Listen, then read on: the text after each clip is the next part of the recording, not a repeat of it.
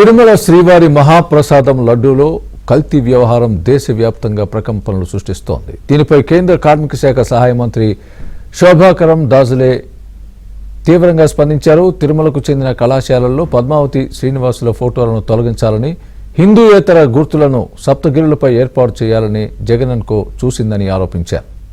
హిందువులు కాని వారిని బోర్డు చైర్మన్గా నియమించిందని అన్నారు. జంతువుల కొవ్వులను పవిత్ర ప్రసాదంలో కలిపిందని ఆమె విమర్శించింది. వెంకటేశ్వర స్వామి చుట్టూ జరుగుతున్న ఈ హిందూ వ్యతిరేక రాజకీయాలకు క్షమించు అని ఎక్స్లో పోస్ట్ చేశారు శోభాకరం దాస్లే. తిరుమల శ్రీవారి మహాప్రసాదం లడ్డూలో కల్తీ వ్యవహారం దేశవ్యాప్తంగా ప్రకంపనలు సృష్టిస్తోంది. దీనిపై కేంద్ర కార్మిక శాఖ సహాయ మంత్రి శోభాకరం దాజులే తీవ్రంగా స్పందించారు. తిరుమలకు చెందిన కళాశాలల్లో పద్మావతి శ్రీనివాసుల ఫోటోలను తొలగించాలని, హిందూయేతర గుర్తులను సప్తగిరులపై ఏర్పాటు చేయాలని జగనన్కో చూసిందని ఆరోపించారు.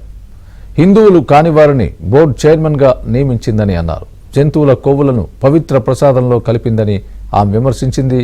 వెంకటేశ్వర స్వామి చుట్టూ జరుగుతున్న ఈ హిందూ వ్యతిరేక రాజకీయాలకు క్షమించు అని ఎక్స్లో పోస్ట్ చేశారు శోభాకరం దాస్లే.